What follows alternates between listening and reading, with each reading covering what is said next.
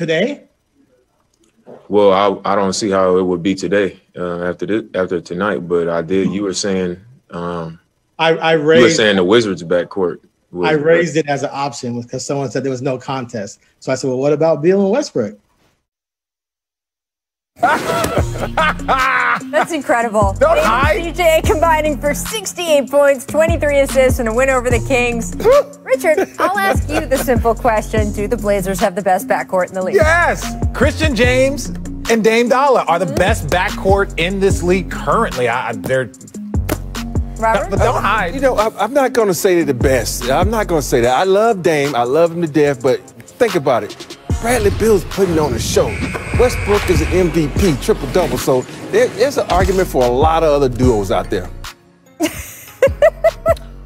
But my thing is this: don't hide behind you. If I was that guy, he was like, today I didn't. It's like, no, look. At the end of the day, just scared, man. Say this. What you gonna say? Look, do you have an MVP? Have you played in the finals? Because that duo has an individual that's done both. Well, yes. I would say, though, that Westbrook has not found his footing quite yet with the Wizards right now, and I would certainly give it to Dame and CJ, or as you have taken to calling him, Christian James. There we go. Welcome to The Jump. I am Rachel Nichols alongside a couple of NBA champions, Richard Jefferson, Robert Horry. I would like to brag that between the three of us, we have 8 rings. That's the right way to say it, Richard. That is right. I like to say I don't think we need to say anything more. Who has 7 on this We're panel? team, baby. We're team. Yeah, there we go. Yes. So kind. Coming up, how good are the Rockets now after acquiring Victor Oladipo in that massive 4-team blockbuster trade? We will discuss the Houston side of things in a moment, but you know where we're going first. Yeah, Brooklyn. It says something about a trade if we can simultaneously have been talking about it possibly happening for months and have it knock everyone over when it comes through. Durant, Harden, Kyrie, all on one team. It's a dazzling collection of basketball talent. Durant on his way to proving he's right back up there with LeBron as the best player in the NBA. Harden, one of the game's greatest ever scorers, who's finished top 5 in MVP voting 6 of the past 7 years. Kyrie is the league's best ball handler who can flat out perform magic around the hoop. They are 3 of the most outrageously talented players in the league. But they're also, of course, 3 of the NBA's most distinct personalities, making all of this potentially explosive in about 100 different directions, both good and bad. So what does happen when 3 crazy kids moved into one of those Brooklyn lofts together to try to take on the world? I'm glad you asked. Yes, in honor of this mega trade, The Jump presents our latest show within a show. Three's Company, Brooklyn edition. And just like with Jack, Janet, and Chrissy, Jack you can Roper. expect plenty of hijinks. Why you got Kyrie's face looking like that? As we see everybody how else this smiling. group meshes. Well, why did they put him in Chrissy's spot, though? Now, executive producer, Nets general manager Sean Marks is optimistic. Here he was this morning talking about the screaming neon elephant in the room, team chemistry. Look, I think whenever you're meshing personalities, I think we've got to wait and see how this all fits on the floor and so forth. I think these guys have given us the right answers. They've said, hey, they want to play together. They can see this fitting. I think they're at a time in their careers, they understand that there's without a doubt going to be some nights where 1 or 2 need to sacrifice for the other and so forth. But I think they're all looking for that common goal. Marks added that Harden and Durant already knowing and liking each other should help speed the team building process here. Perhaps, although as he was speaking, it was hard to not think about how that same scenario went so wrong between Harden and Russell Westbrook that Russ asked out after just 1 season.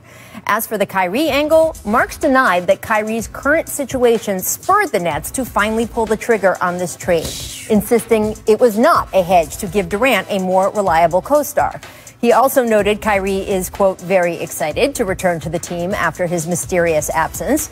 But honestly, none of that addresses what is going to be the real issue going forward. Is Kyrie going to be okay with essentially being the 3rd option in Brooklyn behind 2 former MVPs? We know part of why Kyrie asked out of Cleveland was because he didn't want to continue shaping either his game or his standing on the team around LeBron anymore. We know there were issues coexisting with teammates in Boston. We know that in other recent big threes, guys like Kevin Love, Chris Bosh have had some trouble adjusting to that 3rd role. And these 2 guys, well, they're at least notoriously mellow. At least Kyrie plays a different position. He will have the ball in his hands more. Maybe Ray Allen and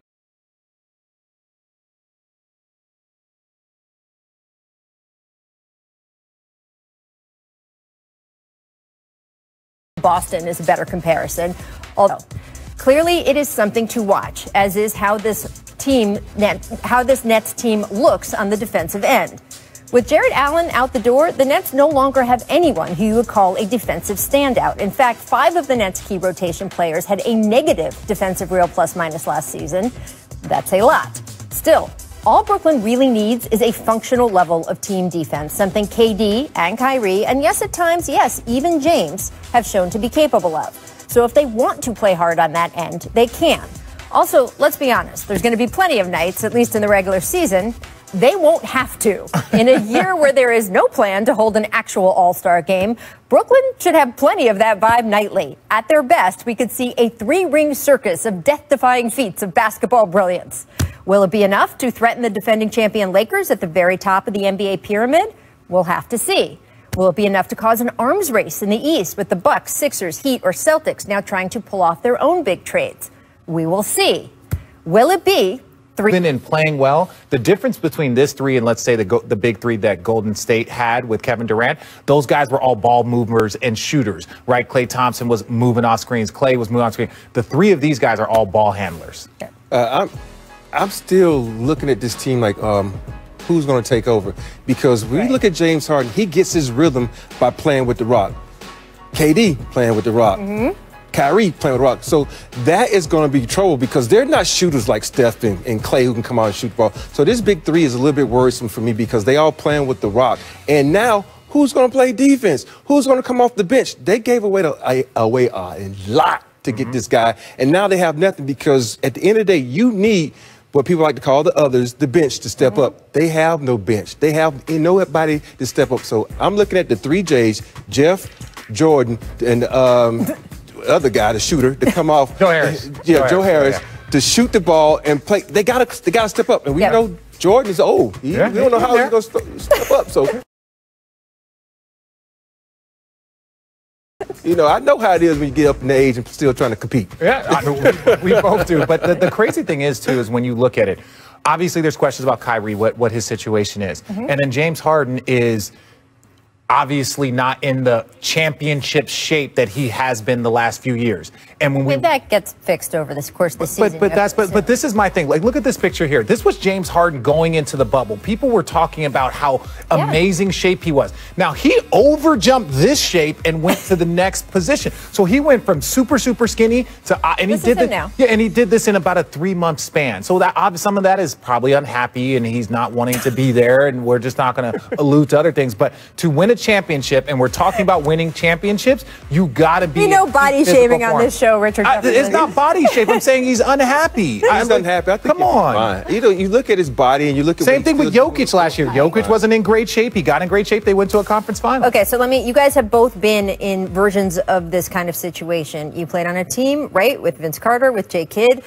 Robert, I can name several teams that you played in, several locker rooms with big personalities, big, huge stars. How does it sort itself out? How does that work over the course of a season? You have to have someone that's not one of the big 3 who's willing to step up and say, hey, guys, it ain't about you 3. It's about us as a team. I want to win a championship just as bad as you guys. Just because you're making the most money, you're getting the most notoriety, I'm still on this team. You know, I'm looking at Jeff Green to be that guy.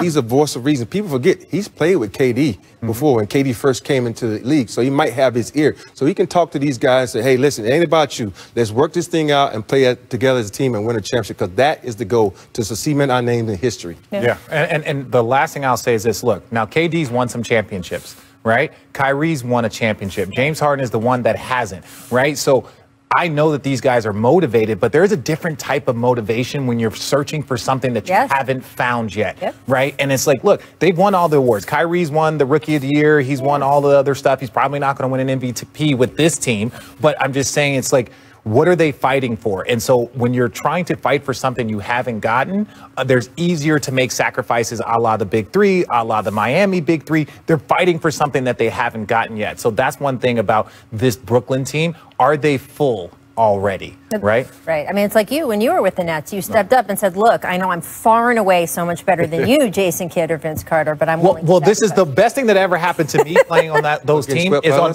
most nights, I got the third best defender on most nights. I got the third